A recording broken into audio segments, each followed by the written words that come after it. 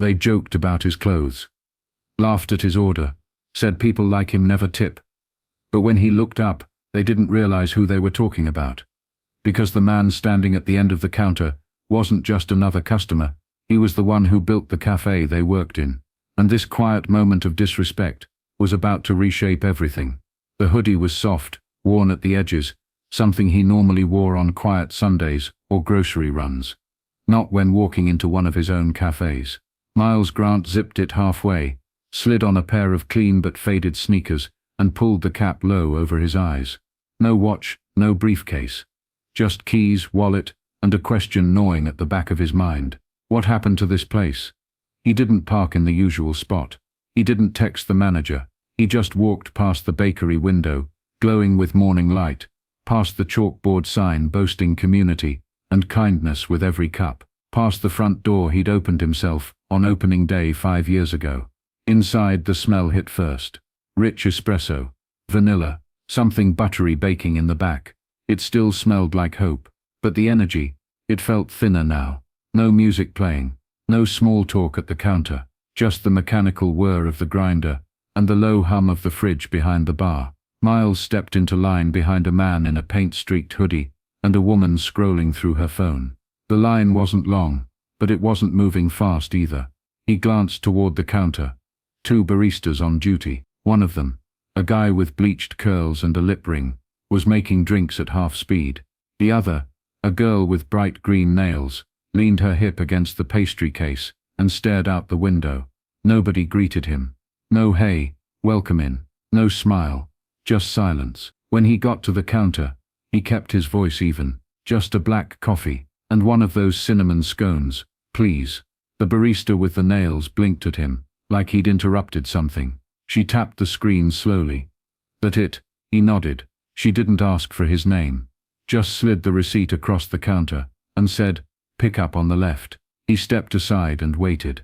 The cafe was only half full, some laptops open, some tired eyes clinging to coffee cups, but no one looked particularly happy to be there. And it used to be different. He remembered laughter, energy, staff, who remembered regulars by name.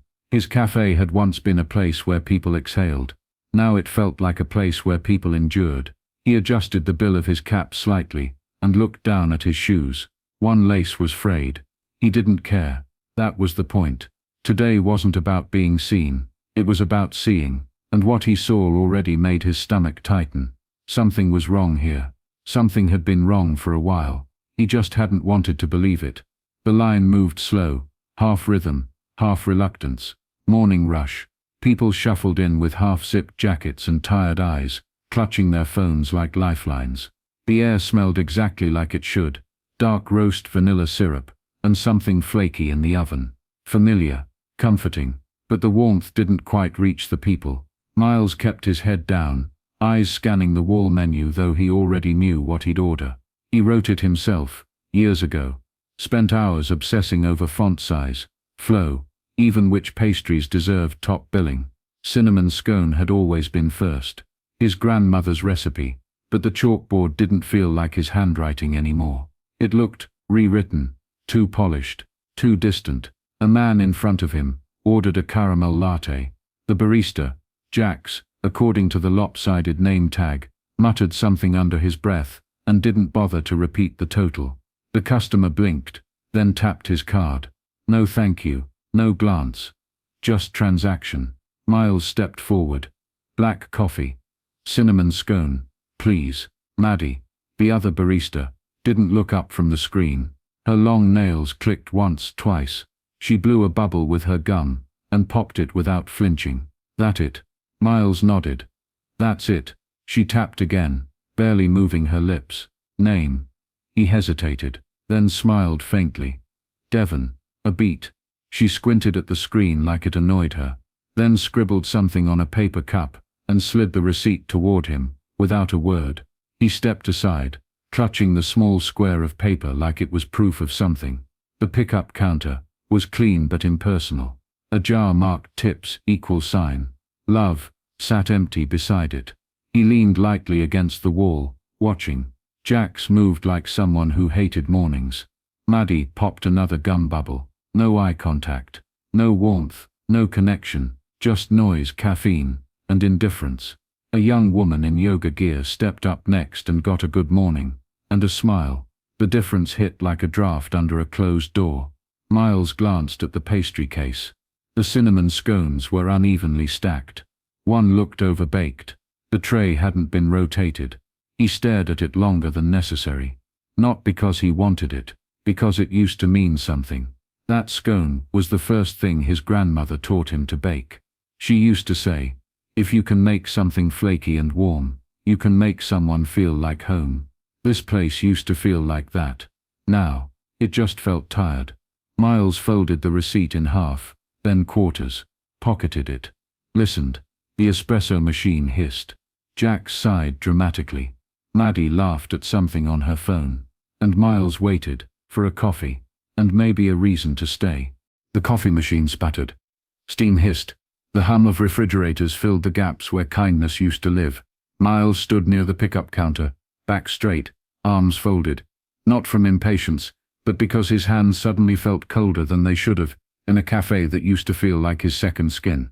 Behind the bar, Jax tapped the side of the espresso grinder with the back of a scoop. His mouth twisted into a half smirk. "Did you see his shoes?" he muttered. Maddie didn't look up from the drink station. "Busted. Looked like they've walked through 3 recessions." Jax snorted. "Right. Hoodie's all pilled up too. Probably one of those downtown guys pretending not to need help." "Please," Maddie said, dragging the E like it needed to be rolled out. "These people always want cheap and complain the loudest. Bet he's gonna ask for a refill before he even sips it." Miles blinked. No heat in his face. Just that dull, low ache behind the eyes. The kind that didn't ask for rage. Just clarity. He stayed still. Not a word. Not a twitch. Jax kept going. "Did you see what he ordered? Straight black coffee, and a cinnamon scone. Cheapest thing on the board." "Yeah," Maddie chimed. "And he gave the name Devon. Like okay, Undercover much?" She laughed. Sharp, nasal, loud enough to make the older woman 2 spots down in line glance sideways. Miles reached for his receipt again, thumb running over the edge, like it could smooth out the words still echoing in the air. He stared at the cup on the bar. It hadn't moved. Neither had the scone. He knew because the top one, the one with the slightly burnt edge, was still the same. He wasn't hurt by what they said. He was hurt by how easily they said it. Like it wasn't new, like it wasn't rare, like maybe the rot had been there longer than he realized. Jax banged the steam wand on the metal drip tray. "Honestly, if they're not gonna tip, they should at least know we remember." Maddie chuckled again. "Yeah, I see that hoodie. I see that attitude. Got Yelp review written all over it." Miles closed his eyes for half a second, then opened them. Still there. Still waiting. Still listening. The bell above the door rang as someone else walked in. The line moved forward. The sound of cups clinking on the tray. Milk frothing. But for Miles, time had slowed. They didn't know who he was, but they'd just told him exactly who they were. And that was worth more than any tip jar. The cup was warm in his hands, but it didn't feel like comfort. Just heat with nowhere to go. Miles didn't sip it. He didn't move. He stood still, 5 feet from the register, half shadowed by the hanging fern near the front window. Outside, the city moved. Cars crawling past, people on phones, sunlight catching on glass. Inside, time folded in on itself. He could still hear them. Not the exact words anymore, just the tone, the ease, the casual bite of someone who thought they were safe being cruel. Like it was habit. Like it was air. He stared at the scone bag on the counter. It was smudged slightly, where someone's thumb had pressed it closed. Probably Maddie's. Maybe Jax's. Didn't matter. It wasn't the pastry that stung. It was the silence that followed what they'd said. No correction, no glance around. No one stepping in to say, "That's not how we talk about people." Just the rhythm of entitlement, smooth and unbothered. Miles looked toward the back. No manager on shift. No lead barista stepping up. Just those two, running the morning like it was their own corner of the world. He took a slow breath. He'd built this cafe to be different. Not just better coffee. Not just better branding. Different. Purposeful. A space where people felt seen. Where first jobs turned into careers. Where customers weren't filtered through snap judgments and tired sarcasm. But right now, none of that mattered. Not the mission. Not the mural on the wall, not the values printed on the back of every team apron, because the people in charge of the moment, the ones representing his name, had made their choice loud and clear, and they didn't even know they were doing it to him. He could have said something, cleared his throat, lifted his cap, watched their faces shift into panic, but he didn't, because if this was how they acted with strangers, how they treated someone they thought couldn't give them anything, that was the real truth. The kind of truth you only get in silence. The coffee cooled in his hands. Still untouched. He placed it gently on the edge of the window ledge, beside the napkin dispenser. Didn't toss it. Didn't make a scene. Just left it. Then turned and walked out the front door without looking back. No one stopped him. No one noticed. And that, somehow, said everything. The paper cup landed softly in the trash can beside the curb. Still full, still warm, still untouched. Miles didn't look at it as it fell in, just kept walking until he reached the edge of the sidewalk and paused. Across the street, the cafe sat framed in morning light. The windows glowed slightly from the reflection of a rising sun. The chalkboard outside still offered Smiles free coffee bold, in pastel blue, and through the glass, he could see customers hunched over laptops, steam curling from mugs, baristas moving behind the counter, like nothing had happened, because to them, nothing had. Miles slipped his hands into his jacket pockets. Watched. The place looked the same. Same paint, same tables, same shelves lined with books. No one read but everyone liked to look at. The same wooden bar top he'd sanded himself before opening day, spent 2 nights buffing by hand because he couldn't afford to outsource it. But standing there now, across the street in plain clothes, Miles didn't feel proud.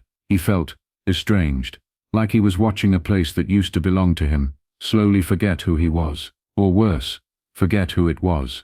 The rot wasn't loud. It wasn't some big scandal or blowout. It was quiet, subtle. It showed up in tones and glances, in the way names weren't learned, in the way customer service became a script instead of a value, and he'd missed it. He'd been busy, meetings, expansion plans, onboarding executives, trusting that his mission would carry forward even when he wasn't in the room. But missions don't move on their own. Culture, left alone, starts to rewrite itself. He took one more look through the glass. Jax was laughing again, this time with a customer, louder now, more performative. Maddie was pulling a shot of espresso, her phone tucked halfway into her apron pocket. They still didn't know they'd just embarrassed themselves in front of the man whose signature was on their paychecks. Didn't know how close they were to finding out what accountability actually felt like. Miles turned away from the window and started walking. Not far, just around the corner, down a side street he knew had a back view of the alley and the loading dock. He needed to see more, hear more, understand what had taken root when he wasn't looking, because now it wasn't about one bad moment. It was about the soul of something he loved, and whether or not it could still be saved.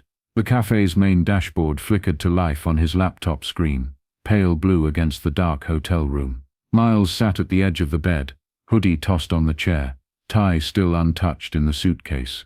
Room untouched too. No TV, no music, just silence and data. He started with the shift logs. Jax had clocked in late 3 times last week. No notes. One no call, no show from 2 Fridays ago. Maddie's name showed up consistently on the register, but her hours had strange gaps, half-hour clockouts, that didn't match scheduled breaks. No red flags, no write-ups. Just patterns, quiet ones. He flipped to the feedback tab. Internal notes first. Customer asked for oat milk. Got whole. Order sat 5 minutes before being called. Guest mentioned staff seemed distracted. Nothing dramatic, nothing headline-worthy, but they added up. Tiny bruises on a place that used to feel whole. Next came the external reviews. He filtered for the last 3 months. The rating was steady, but lower than it used to be. He read each entry carefully. The coffee's still solid, but the energy's changed. No one greets you anymore. Barista rolled her eyes when I asked a question. Used to love coming here. Doesn't feel the same. He rubbed his temples and leaned back. The room light cast soft shadows on the wall. Outside, the hum of traffic buzzed under the window.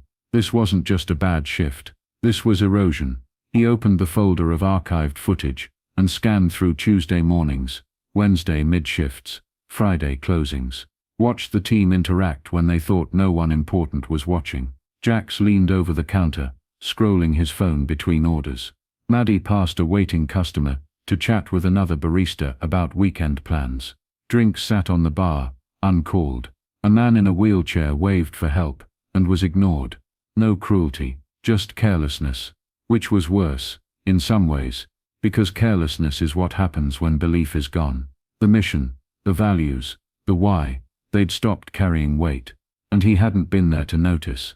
He clicked pause on a clip where a little girl tried to hand Maddie a crumpled dollar and got a forced smile in return. No thank you, no warmth. Miles closed the laptop, stared at the ceiling. He'd built the cafe to feel like community in a cup. But community doesn't run on autopilot. It needs presence, correction, memory, and he'd let the memory fade. But now he knew the truth. It wasn't broken beyond repair. It just needed someone to care again. And he was ready to show up. The sky was still grey when Miles pulled up behind the cafe, early enough that the city felt hushed, like it was still making up its mind about the day. He cut the engine, stepped out, and walked to the back door, the one the staff used. No hoodie this time. No hat.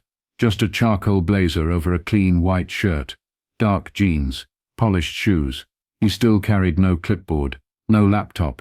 Just presence. The keypad buzzed as he entered the code, and the steel door clicked open. Inside, the prep lights were on. A few early risers moved like ghosts through routine. Stocking syrups.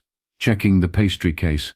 Wiping down counters with practiced boredom. Maddie was the first to glance up. She blinked twice, confused, then quickly looked down, and started wiping again. Suddenly more precise. Jax came in a minute later, earbuds in, hoodie halfway zipped, clearly thinking this would be just another morning, until he saw Miles. He stopped walking, mouth opened, closed again. Miles didn't say a word, just offered a polite nod, and walked to the front of the cafe. By 6:48 a.m., everyone had arrived. 8 total. Baristas, shift leads, a baker, the new part-timer who looked about 16, and kept adjusting her apron like it didn't fit. They gathered near the front counter, forming a half-circle of confusion. No one asked why they were there. Miles let the silence stretch for a moment, long enough to make them feel it. Then he stepped forward. Calm, centered. Morning, he said. Before we open, I need your time, and your attention. No reaction yet, just eyes tracking him, hands fidgeting, posture shifting. My name is Miles Grant. I'm the founder of this cafe. A ripple moved through the group. The part-timer blinked. Maddie froze mid-step. Jax looked down, hands shoved deep in his hoodie pockets. I was here yesterday, Miles continued. Ordered a coffee, a cinnamon scone. Name was Devin. He let that sit. The room got still in a new way. I didn't come in to test anyone. I came in because something felt off, and I needed to see it for myself. He wasn't angry. His voice didn't rise, but it filled the space with something heavier than volume. This cafe was built to be more than a place to get caffeine. It was meant to be a corner of the world where respect was the default, where people mattered, customers, staff, everyone. He looked around, eye to eye, no judgment, just truth. But what I saw yesterday, what I heard, he paused. That wasn't respect. That wasn't who we said we are. And starting today, that changes. No one moved. No one dared. Because they could feel it. The quiet part of leadership. The kind that didn't ask for permission. Only accountability. Jax leaned against the counter, arms crossed, that usual smirk tugging at the corner of his mouth. It faded by degrees. Maddie stood stiff near the espresso machine, suddenly very interested in the floor. The part-timer shifted uncomfortably, eyes darting between them. Miles stood still, centered in front of them like he belonged there, because he did. His hands were loose at his sides. No clipboard, no threat, just presence. I didn't come in yesterday to catch anyone, he said, voice low but even. I came because something didn't feel right. I've read reports, seen the shift logs, heard the feedback. But yesterday, he paused. I heard it for myself. He glanced toward the register. Right there, I ordered coffee, a cinnamon scone, and then I waited. The silence in the room turned taut, stretched over the nerves now sitting raw behind every stare.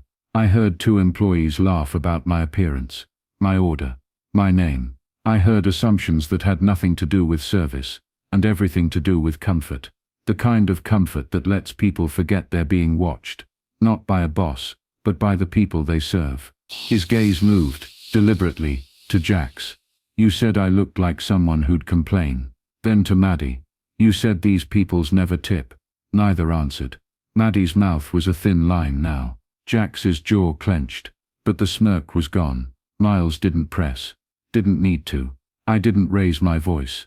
Didn't flash a badge or a title. I walked out with a full cup of coffee, and a heart that felt a little emptier than when I walked in. The youngest employee, the one who hadn't said a word, bit her lip, quietly processing every word like it was a language she didn't know she needed to learn. This cafe was named after my mother, Miles continued. She worked 2 jobs so I could go to college. She used to say, people don't always need something fancy, they need to feel seen. That's what this place was supposed to do. Bake good things, brew strong coffee, and serve them with dignity. His eyes scanned the group. You don't have to like every customer who walks through that door, but you will respect them, and you will respect the mission this cafe was built on. No one spoke. You can't fake culture, he added softly. And yesterday told me exactly what kind of culture we've let grow here. He took 1 step forward, not threatening, just grounded. That changes today. The air in the cafe felt different now. Not angry, not scared, just exposed. And no one could unhear what had just been said. Miles let the silence stretch. Not to punish, just to let the weight settle. Truth doesn't need a spotlight. It just needs a moment. He reached into his blazer and pulled out a folded sheet of paper. No dramatic gesture, just a slow unfolding, like it held a recipe for something worth saving. Starting next week, he said, we're introducing mentorship rotations.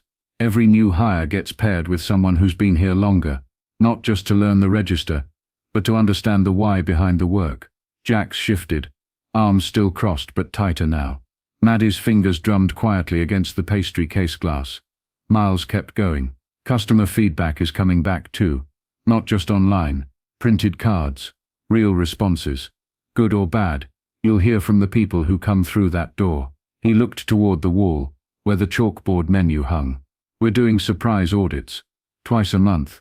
I won't always be the one doing them, but someone will be watching. Not to catch you, to keep you honest. Another beat passed. Then he folded the paper back up, tucked it away, and now he said, softer, the part you get to choose. The room shifted, bodies straightened, eyes refocused. You have one clear decision. Stay or leave. No shame either way. But if you stay, it has to mean something. It means showing up with integrity, not perfection, not fake smiles. Just consistency, effort, and respect, for each other, for the customers, for this space. He stepped closer to the counter, laid a manila folder on top. This is for anyone who wants to move on. You'll finish the week, get 2 weeks' pay, and a letter of recommendation, one that reflects your potential, not your worst moment. No gossip, no drama, a pause. His voice didn't rise, it lowered. But if you stay, he looked up. If you stay, you're signing up to rebuild something that matters, something you may not have believed in until now. That's okay. Belief can grow, but it can't grow in a place poisoned by cynicism. No one moved yet, but something had shifted. Not fear, not resistance, just thought, real honest thought. Miles looked to each of them, one by one, no judgment, just an open door. You have until the end of the day, he said. No rush, no pressure, just clarity. He stepped back, let the space breathe again. Somewhere near the espresso machine, the fridge kicked on with a soft hum. And in that low mechanical buzz, something else started humming too. Something quieter, older, and much more important. The sound of a place remembering its purpose. The bell above the door rang at 7:04 a.m. right on time. The smell of espresso filled the air, same as always. But something else lingered now. Something quieter, not tension, not fear, just awareness. The kind that comes after a long pause, when people realize the room they're in is no longer the same. Miles didn't hover. He stood near the back window, hands tucked loosely behind him, just watching. The first shift after the reveal was always the most telling, not about performance, but posture, about whether people showed up different, not just on the schedule but in spirit. The first change came before the first order. Maddie, apron freshly washed, stood at the register, her gum gone, her phone nowhere in sight. A girl walked in, maybe 16, backpack slung over one shoulder, nervous, eyes darting to the menu like she was scanning for what she could afford. "Hey there," Maddie said, voice softer than usual. "What can I get you?" The girl hesitated. Just a small chai. Do you do half sizes?" Maddie smiled. Not wide, not performative, just real. "Tell you what, I'll ring you for the small, and I'll cover the rest if it goes over." The girl blinked, then reached into her pocket, and pulled out a handful of coins, dimes, nickels, quarters, shaky fingers counting. Maddie didn't rush her, just waited, quietly. When the girl handed over the pile, Maddie didn't flinch. "Looks good to me," she said, tapping the screen. "We'll call your name when it's ready." The girl smiled. "Thanks." "No problem," Maddie said, eyes holding hers for just a second longer. "I'm Maddie, by the way." Miles didn't say anything, but he saw it. Not a performance. A shift, small, but real. Jax was quieter than usual. No phone, no smirking. He stayed mostly in the back, steaming milk, pulling shots, focused like someone who finally realized focus was being noticed. The others moved with sharper intent. The part-timer from yesterday, Jules, greeted every guest like it mattered. It did. By 8:15, the line had wrapped around the front door. A lawyer with a briefcase, a construction worker with mud on his boots, a mom with twin toddlers. No one was rushed. No one ignored. The tip jar had a $10 bill in it by mid-morning. Miles made himself a coffee, black, no scone, and stood by the window where he'd left that untouched cup just 2 days ago. Different now. Not fixed, but changing. Respect wasn't policy anymore. It was practiced. In tone, in eye contact, in patience. And maybe that was the start of something. Not redemption. Not yet. But recognition. And that was enough for day one. The corner table still wobbled slightly. Miles made a mental note to tighten the leg later. Not because it bothered him, but because he finally had time to notice again. He sat with his usual black coffee, no sugar, no cream, no disguise.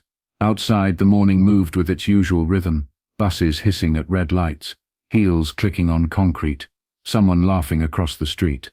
Inside the cafe hummed differently now, not louder, just more alive. From his seat, he saw things he hadn't seen in a while. Tiana, the new shift lead, was already 2 steps ahead of the register, handing off a warmed croissant to Mr. and Mrs. Carter, before they even ordered. "Good morning, you two," she said, voice bright, but not fake. "Decaf with oat and blueberry, right." The Carters both smiled like they'd been remembered, not just served. Near the entrance, a high school kid in oversized headphones held the door open for a mother balancing a stroller and a diaper bag. "Appreciate you," she said, breathless.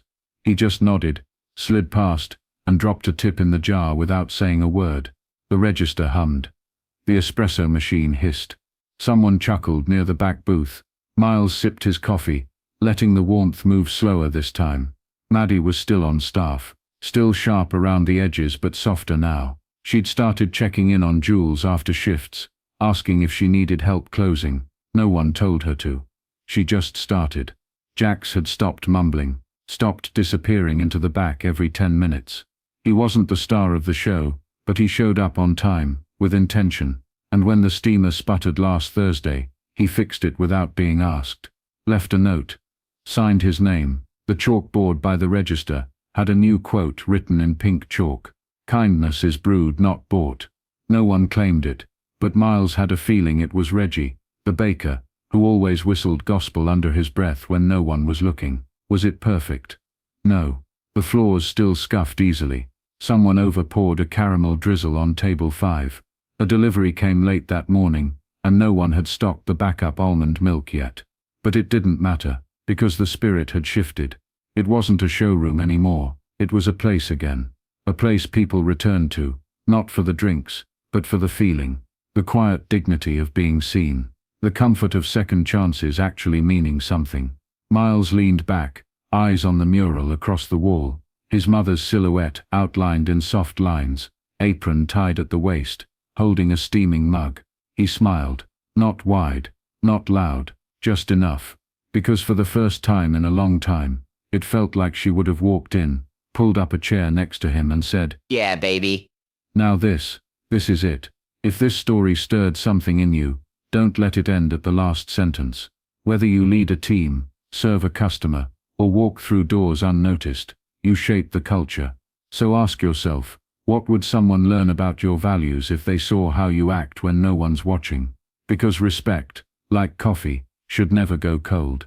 If this story moved you, subscribe to Black Roots for more powerful stories that remind us who we are, and who we can still become.